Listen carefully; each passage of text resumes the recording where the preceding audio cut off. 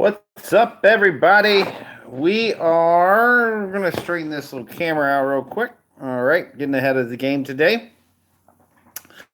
All right, boys and girls. So, our video today is going to be based on buying and selling salvage vehicles. We're going to talk about some of the risk involved, and we're going to talk about profitability and some of your responsibilities if you're one of the people that decide to go this route, and also some of the liabilities if you decide to go this route, because this can be a dangerous game to play.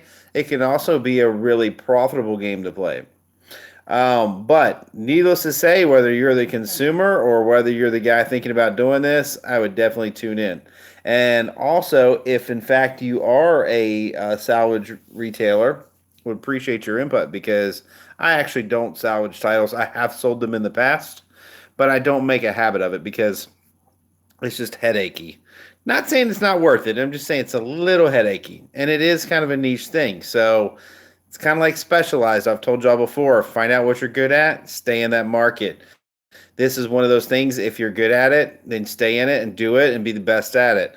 But don't mix your cars up. Like, don't start and do half salvage and then try to do it. You'll brand yourself as a salvage dealer, which is okay because people buy those. But it's hard to do both sides of the fence. So just stay focused. All right. So let me determine how you figure out whether something is salvage or set for destruction. A destruction title would be saltwater damage, a car that they figure that there is no way that it can be safely ever put on the road again, and the insurance company will set a security or a reference of destruction on a vehicle. Now, that's not necessarily a bad thing, but and that means it's just a parts car. That's all it means. But if you can get ones that have, let's see, some of the brandings are out there.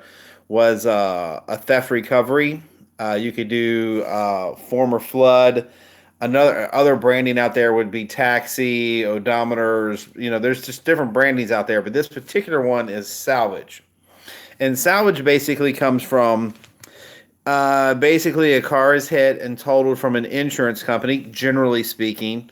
The insurance company has chose to settle it out, and they're going to send it through an insurance adjuster, and the insurance adjuster somehow is either A, going to sell back the car to the person that owns it, or B, they're going to put it like a place like Copart, and Copart's going to turn around and blow it out of there. No problem. All right, so what happens is this. You buy the car and it's salvage. And if it's salvage, you may have to get a rebuilt title. Salvage and rebuilt, salvage history is one thing, rebuilt is another. Rebuilt means you have to go take the car, get it rebuilt. You can do the work yourself, but you're going to have it inspected by a place that can verify that it's safe for the highway. Usually, they're not too hard on you when you're doing that, but it is a little bit involved. But if you're in that game, you understand what I'm saying. But if you buy one thinking, hey, well, it needs to have a rebuilt title, I'll be in and out. It's not going to be a quick process, because it's going to be an inspection process with whoever your inspectors are, and then on top of that, you're going to have to get everything it takes to get yourself passed along. Like it's a lot of red tape.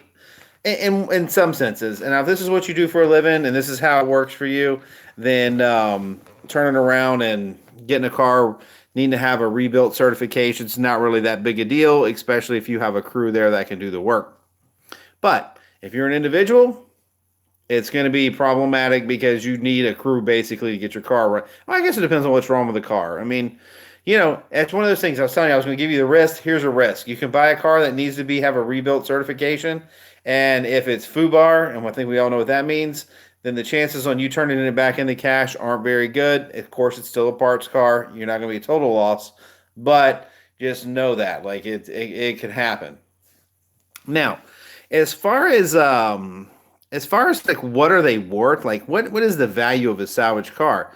All right, well, that's argumentative basically, but I would say this. Newer cars, there may be, if it was brand, I'm just saying, let's just take a brand new car. Brand new doesn't matter. And let's say brand new, it's 30 grand. That's what MSRP is on it. And it's totaled for some reason. and you fix it and then you want to retail it. So now what's it worth? Well, with a salvage title, probably the most you're going to get out of a car is a third. If it's whatever book value is, you're a third to a half. On a new car, you'll be closer to a third because they have, MSRP is kind of inflated anyway. So you'll be closer to a third. Now, on a later model, say '05, let's say less than 10 years old, you're going to be closer to 50, 60%. And the older you get, let's say you bought a car, salvage title, drove it for 5 years, you're selling it again. The older they get, the closer they get to in value. Like, argumentatively, a $2,000 car with a salvage title is still worth $2,000, even though it's a salvage title. Even one without a salvage title isn't. I mean, people will still give you $2,000 for it. When you start really noticing the value differences between the salvage cars and non-salvage cars is when you start needing banks to loan money. Most banks have an issue, half the banks have an issue with salvage. The other half don't really care. Like they were like, okay, well, I'll advance you because it looks good on their books and it puts them in a better place. And they don't even mention that it's salvage usually. But it can be a problem to get financing on one of those. So in one respect, if you are buying one and you're going to drive it personally, and let's just throw it out there. Let's say if you can go buy a 2019 right now that, for a third of what it costs, and you're a cash buyer and you're going to drive it for several years, 8, 9 years, whatever, 5, 6 years, who cares? I mean, at the end of it, if we took a 2012 right now Camry with 50,000 miles on it that you bought new in 2012, but it was a salvage title, it'll be within probably $3 or $4 of the other one. So it's not going to be that consequential. The older you get, the more salvage helps you. But the newer you get, the more you're going to see the difference on it. That's how the valuation works between the two. That's my experience with it.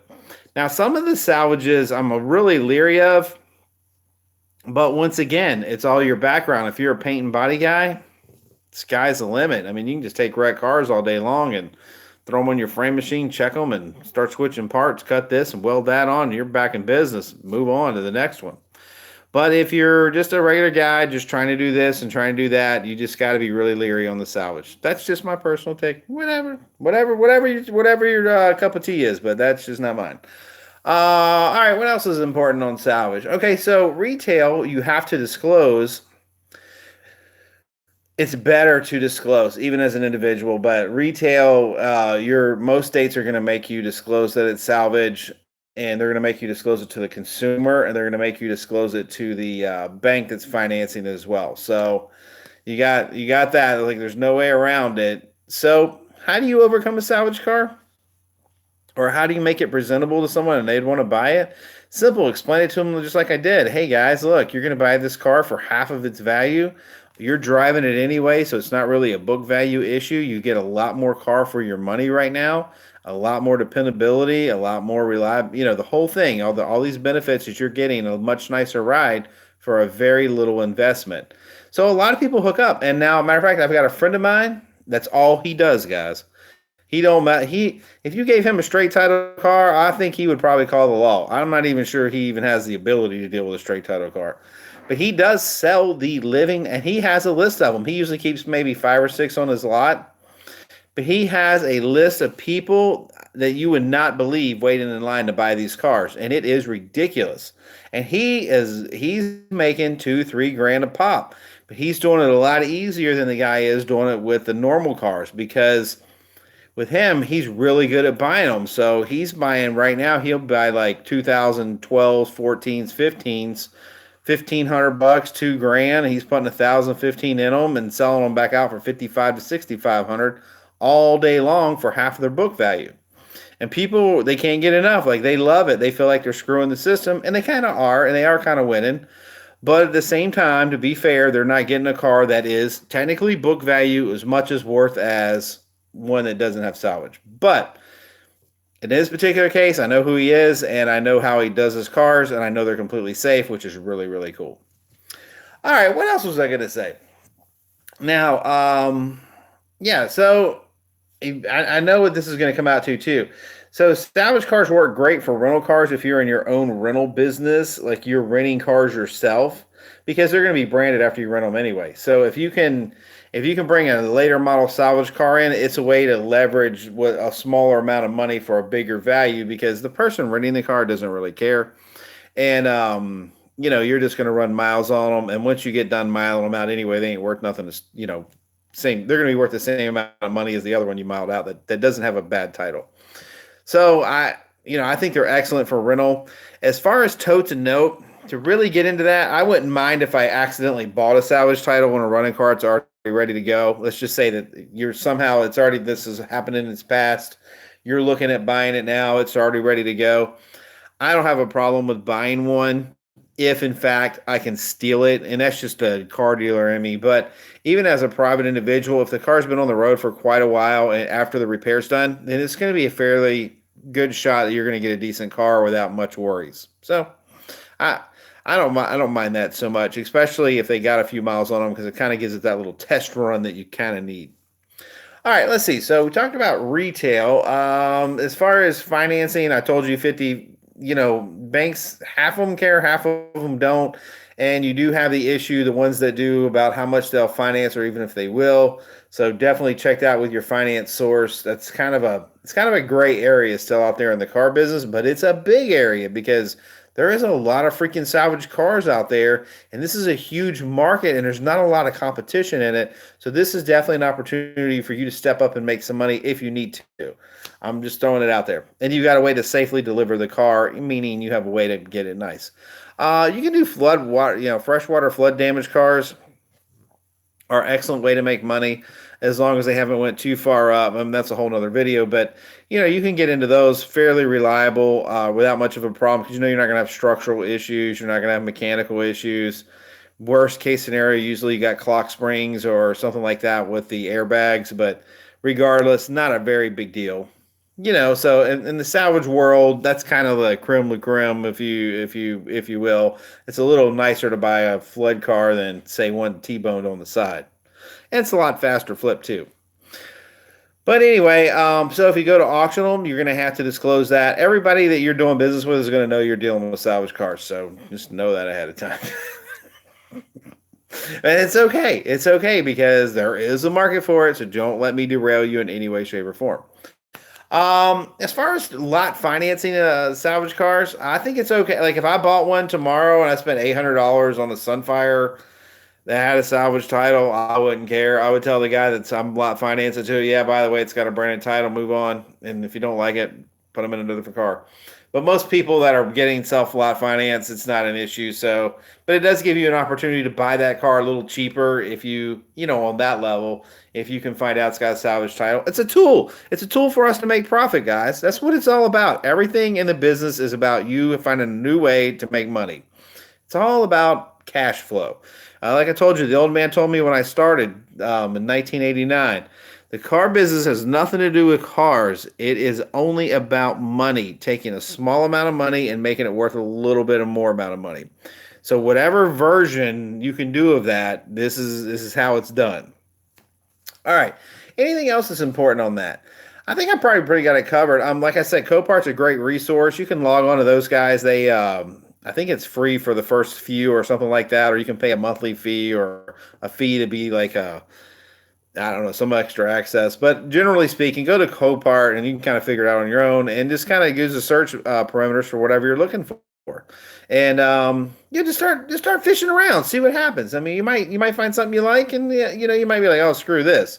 But whatever. I mean, they got like tens of thousands of cars. It's not like they have like 20 cars to pick from. They literally got tens of thousands of cars everywhere in the U.S. Period. They got them. They're loaded with them. They got cars, motorcycles. They probably got planes for all I know. I know they got boats. They got anything with a machine in it that an insurance company can write off. Copart puts their hands on. So I would say yes, they probably do have planes of some sort. All right, guys. So that's going to be my short video of the night, and I thought that was interesting. I got asked about that. That's why I went ahead and touched base on that. It was too big of an answer or reply to actually just text it or put it in text format. So I wanted to give that reply back out so you clearly understand what I'm talking about. And of course, if anybody's got any questions, they can definitely let me know. I will always be available for that. Meanwhile, what else is going on? Oh, yeah. So we had a video the other day. This is pretty funny. This guy, I was just, it's amazing to me. So a guy, we were talking about how do you handle money cash when you're large amounts of money when you're going to, because we go to high risk areas. We're dealing with low end cars, or the subject we were on was about low end cars, and buying them in high risk areas. And of course, most car dealers have some form of defense, whether it's how they lock their money up, whether they're carrying a firearm or some type of protection. They have some type of, backup plan in case something happens. So me particularly, I always carry a gun with me. I mean, I'm just that guy. I mean, it's not that I'm like a bad person for it. I mean, I'm just, it's just how I do it. I mean, I'm not going to give you all my money and let you steal my car or lose my life because I'm unarmed. That's just how it is. So this guy, because we were talking about it, and some of us agreed, hey, some of us had. I think one guy had a nightstick. I think Auto Buff. I think he's talking about a pistol. Anyway, a lot of us have different, firearms or whatever. And depending on your state laws, I mean, you may not have that kind of access. But this dude goes on about everybody on this channel, and he starts calling us. He says that we will shoot unarmed minorities in the back. And this guy just goes on this huge rant about this. We're car people now. Remember, in car business, we don't actually have color. The only color we got is money. It's green. And, our channel is as diversified as humanly possible. We have every corner of the globe. People tie into this channel and watch from it. I mean, every possible race that we know and every combination of any other race that's out there washes our stuff, and we got a lot of support everywhere. And they're all our brothers. I mean, we're all on the same page. We're all working the same deal. We're all trying to learn how to do this, and we help each other out. I learn from y'all learn from me sometimes.